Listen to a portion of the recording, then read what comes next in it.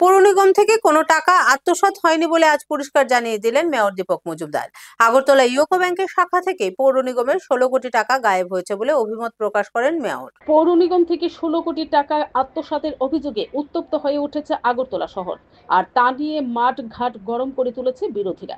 পৌর নিগমের 16 কোটি টাকা আত্মসাৎ প্রসঙ্গে প্রতিক্রিয়া ব্যক্ত করতে গিয়ে আজ মেয়র দীপক মজুমদার পরিষ্কার জানিয়ে দিয়েছে যে পৌর নিগম থেকে কোনো টাকা আত্মসাৎ করা হয়নি। আগরতলা ইউকো ব্যাংকের মূল শাখা থেকে 16 কোটি টাকা গায়েব হয়েছে।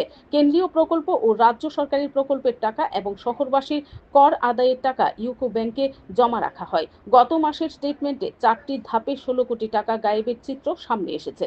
দেখা গেছে হায়দ্রাবাদের একটি বেসরকারি কোম্পানি চেক ইস্যু করে টাকা গায়েব করেছে।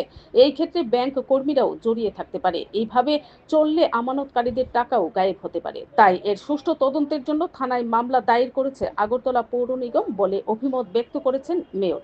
Bureau report, BTV Tripura news. কোনো টাকা চালিত হয়নি, ব্যাংক থেকে হয়েছে, কমার্শিয়াল ব্যাংকে। আমরা ব্যাংকে টাকা গচ্ছিত রাখি। আমাদের সমস্ত প্রজেক্টে আমরা না, সমস্ত ডিপার্টমেন্ট মানুষ বিশ্বাস করে ব্যাংকে তাদের আমানত, তাদের অর্জিত অর্থ জমা রাখে নিরাপত্তার জন্য।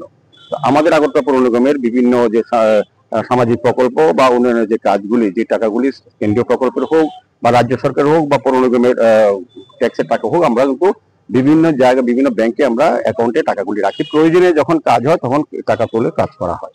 তো সেই সামগ্রিকত আমরা ইউপি ব্যাংকে আগরতলা ব্রাঞ্চ, মেইন ব্রাঞ্চে আমাদের টাকা ছিল অ্যাকাউন্টে।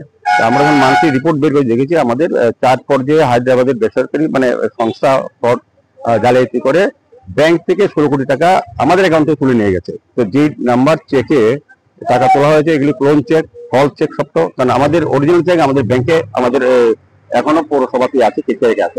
আমরা কোনো চেক ইস্যু করিনি।